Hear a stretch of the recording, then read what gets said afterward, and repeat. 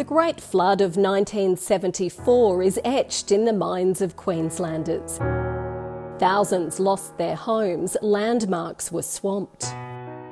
I've been trying to laugh about it. I haven't had a real good cry yet. Wivenhoe was built in response, but it was never going to be a panacea. Wivenhoe Dam will very greatly reduce flooding in Brisbane, but it must be realised that it can never completely eliminate the rare high flood that will occur in the future.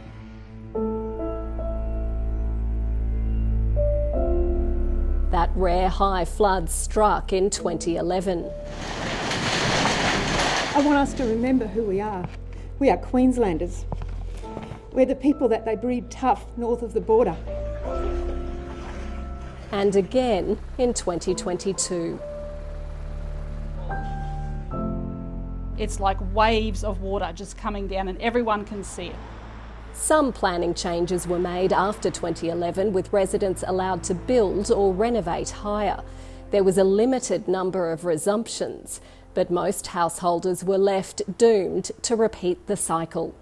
The real problem in this community are the low-set houses on slabs or little post-war homes that are well within the flood risk area, and they get flooded every time. The state government has now proposed a $771 million package to raise, retrofit or buy back 7,000 high-risk properties statewide. But the Commonwealth hasn't responded to calls to split the bill. Just to the top rail of the windows.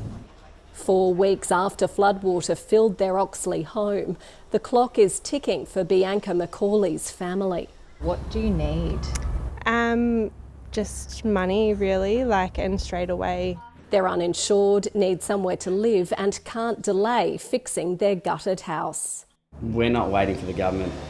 Yeah. We've just got to get in here.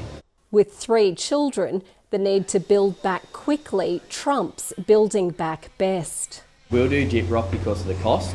We can't afford the cement sheeting upstairs. The other challenge in Australia's fastest growing region is new development in flood-prone areas. The first building in this Yeronga retirement community flooded in 2011. 4 more towers were then built. The site was inundated again and hundreds of residents had to be evacuated. It's clear that the lessons of 2011 weren't learnt. Some, but not all, of the flood backflow valves mooted after the last disaster have been installed. But one environmental engineer says levees are now needed.